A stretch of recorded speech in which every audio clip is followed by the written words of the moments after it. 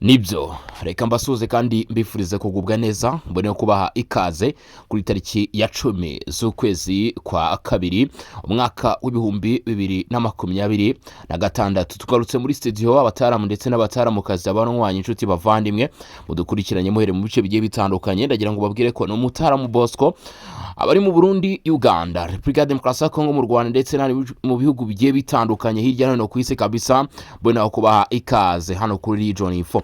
Ni utarakanda subscribe cyangwa se sabone nicyo gihe nako kanya mu byukuri kugira ngo dukande kuri ako kabuto hanyuma dukomeze ibitekerezo n'inyunganizi ni muri comment unyemerera aya makuru tuze kwibanda kubijyanye n'imirongo y'imbere ku rugamba, tuze kwibanda kubijyanye n'amakuru cyangwa se updates zikomeje kugenda zimenyekana guturuka muri Leta Zunze Ubumwe za Amerika.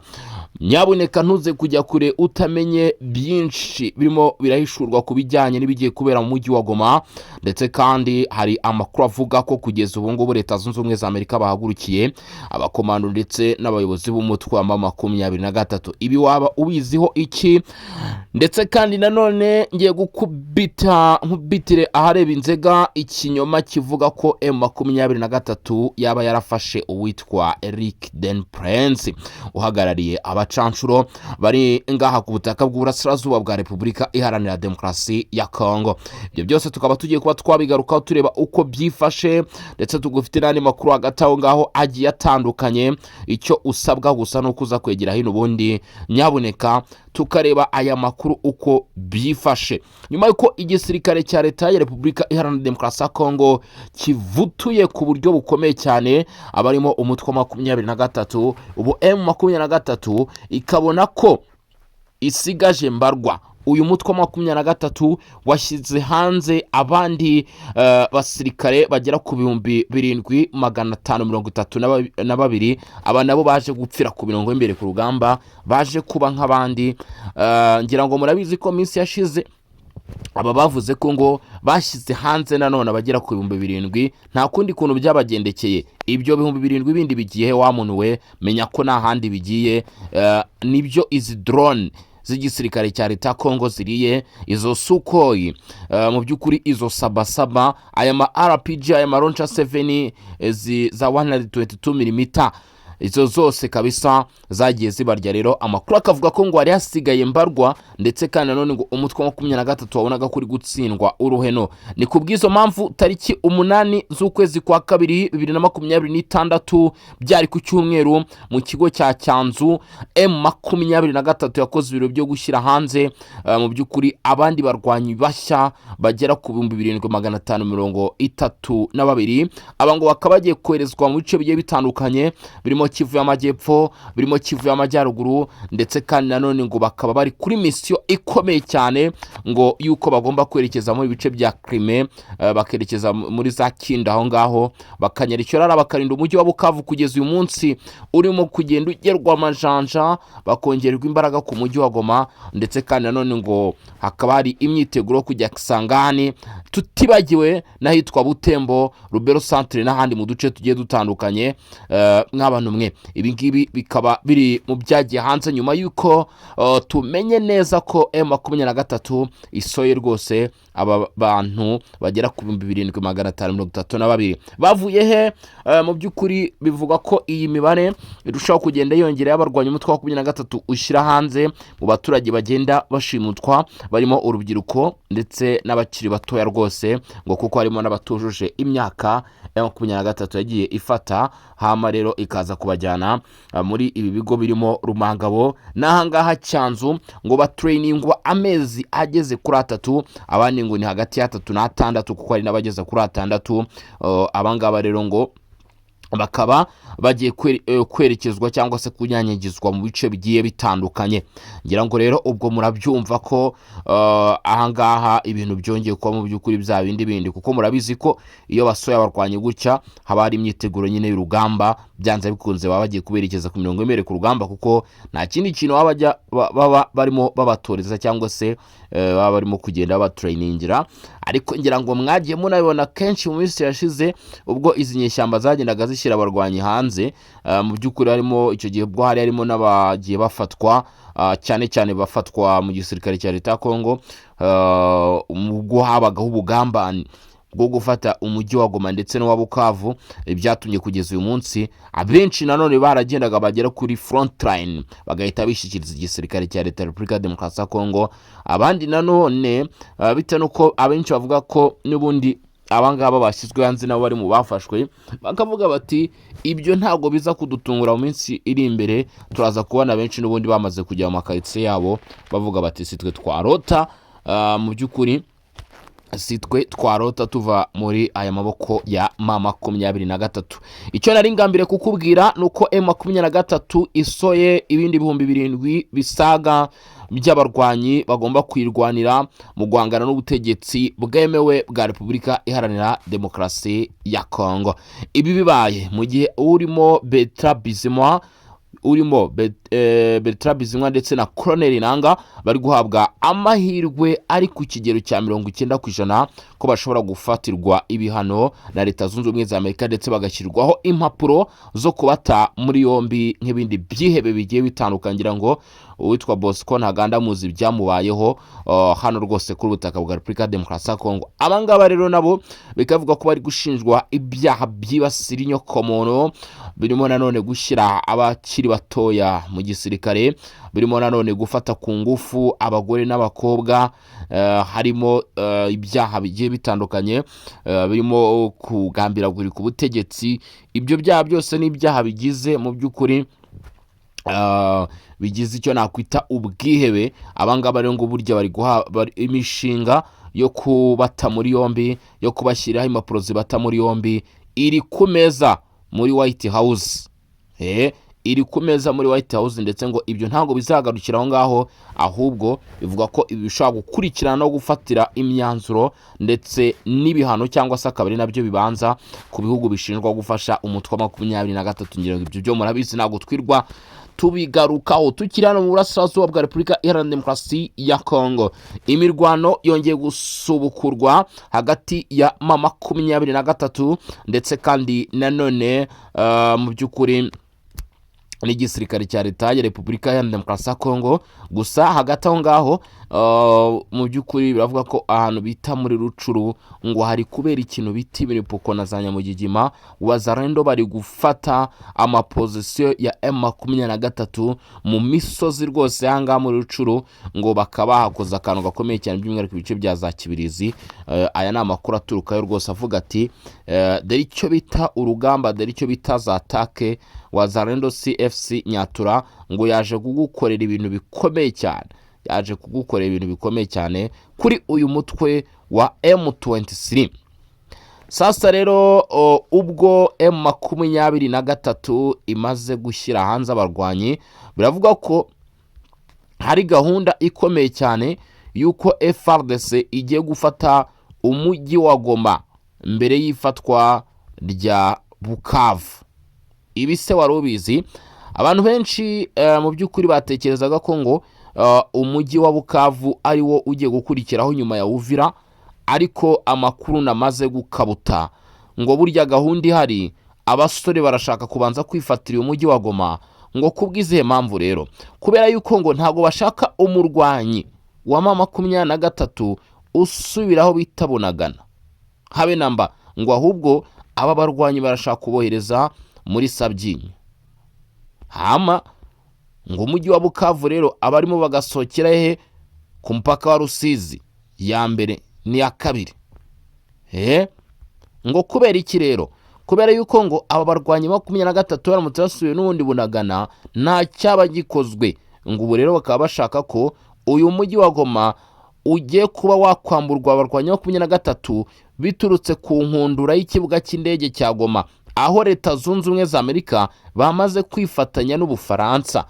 Ubu biravuga ko ari imishinga ihari mu by'ukuri yo gusana iki kibuga cy'indege, bigizwemo uruhare na Leta Zunze Ubumwe za Amerika ndetse n'Ubufaransa, aho Ubufaransa bwo bwamaze gutanga miliyoni zigera ku 8,500 muri miliyoni 15 bemeye zo kwifashisha mu gusana ikibuga cy'indege ndetse no gusubiza umujyi wa Goma ku murongo. Amerika rero ngo yababajwe n'amakuru akomeye cyane yavugaga ko ngo mu by'ukuri abarimo M23 ngo bafashe Eric Prince wanabaye mu gisirikare cya Leta Zunze Ubumwe za Amerika. Ubu rero ngo ibyo byabateye kuvuga bati uyu mutwe ukeneye gukubitwa kanyafu. Buriya murabizi ko umuturage wa Leta Zunze Ubumwe za Amerika ahantu ari, tuvuge abaye ari muri Zimbabwe, ngo buriya na Amerika ibihari kumukiniraho. Rero ubu urimo gukina na Amerika. Uyu Eric Prince umunyamerika wo muri Amerika y'Amajyepfo, M23 imaze iminsi yiyamiriza kumufata. Nyamara uyu mugabo umwe mu bakomeye kugeza uyu munsi, ntatinya no kuvuga ko ari mu batinyitse nanone. Uyu mugabo ngo M23 ngo imaze iminsi ivuga ati twaramufashe. Kuvuga rero ngo wafatiye umunyamerika ahangaha ngo byaje kuba ikindi bizamura umujinya w'abanyamerika kugeza ku rwego inteko ishinga amategeko yahise ivuga ati murebe ba kiyongozi babiri inyuma hanyuma tubacakire. Ariyo mpamvu kugeza ubu ngubu biri kwamamazwa ko uwitwa Bertrand Bisimwa, bivugwa ko uwitwa Corneille Nangaa, aba ngo bashobora kwisanga bageze muri Leta Zunze Ubumwe za Amerika nka perezida wa Venezuela Nicolas Maduro Amerika iherutse gucakira. Ndetse ngo ntabwo bizagarukira aho ngaho. Abangaba mukomeje kugenda mubona ba General Sultan Makenga ni abakomeye bose rega muri 23. Ntabwo biza kugarukira gusa mu by'ukuri kuri uwo Bertrand Bisimwa, ahubwo bivugwa ko ari abakomeye bose muri umutwe wa 23 kugeza no kurinde, kugeza no kuwo hasi, ariko uzwiho ko ashobora gukomandinga urugamba. Gusa ngo harabanza kubaho gufata ibifi binini mu gihe bitazatanga umusaruro. Ikibazo kizahita kigira iki? Kizahita kiba ikibazo cyo kurwanya umutwe noneho w'iterabwoba mu gihe n'ubundi 23 irimo irashyirwa rwose kuba yaba umutwe w'iterabwoba ku rwego rwo hejuru.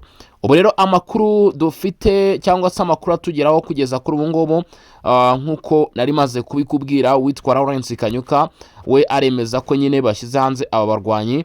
Ibi ntabwo ari wenyine gusa, ahubwo Benjamin Mbonimpa nawe yashimangiye aya makuru, avuga ko mu by'ukuri ngo bashyize hanze izindi ntare ngo zifite imyitwarire myiza, ngo zifite gahunda ikomeye, ngo kandi zigamije guharanira amahoro n'umutekano. Iyo niyo ntego rero ndetse n'imyemerere ngo byashyizwe muri aba basirikare bamaze iminsi batozwa, ngo bahawe ibijyanye n'ubuhanga mu by'urugamba. Ubu ngubu bari muri AFC23, ngo kandi akaba mu by'ukuri ari benshi batari bakeya. Ibi rero bikaba mu by'ukuri ari mu butumwa rero bwavuzwe na Benjamin Mbonimpa, nawe ashimangira aya makuru yuko ngo aba basore baje mu by'ukuri hano guhangana ku mirongo y'imbere ku rugamba. Abandi bavuga bati M23 cyangwa se Corneille Nangaa, uwo bita Bertrand Bisimwa na n'uyu mugabo Yiburo, ngo mu by'ukuri bagemuriye kabisa mu by'ukuri abandi bana b'abanyekongo, kuko ahangaha mu by'ukuri murabizi ko hakomeje kugenda hafatwa benshi izi drone ndetse na aya makompora. Ati Kongo igiye kongera guhura n'ikibazo cyo kunywa amaraso ya bene icyo gihugu nyine. Ubu rero tuvugana mu by'ukuri hategerejwe uko biza kugenda, mu gihe nyamara tugiye kwerekeza muri Kivu y'Amajyepfo naho tukareba uko byifashe. Wa muntu we Mwenga bimeze bite? Ibice bya Mwenga biravuga ko ari kuberamo ikintu bita imirwano ndetse na za Nyamugigima. Ndagira ngo twerekezeyo naho turebe uko byifashe, nyuma yuko tumaze iminsi twumva imirwano mu misozi yo muri Fizi, twumva imirwano mu bice byo muri Uvira, tukumva imirwano za Nyangezi. Reka tunyarikiranga kabisa Mwenga turebe naho uko byifashe. Turebe naho uko byifashe kabisa. Gusa ni nako ngenda bibutsa gukanda subscribe no kuri ako kabuto gatukura ko bamaze kubikora, reka like nazo kabisa tuzizamure. Ati rero kugeza kuri ubu ngubu agace bita Cafunda gaherereye mu teritwari ya Mwenga aka kamaze kuba kagera mu maboko y'igisirikare cya leta ya Repubulika ya Demokarasi ya Kongo.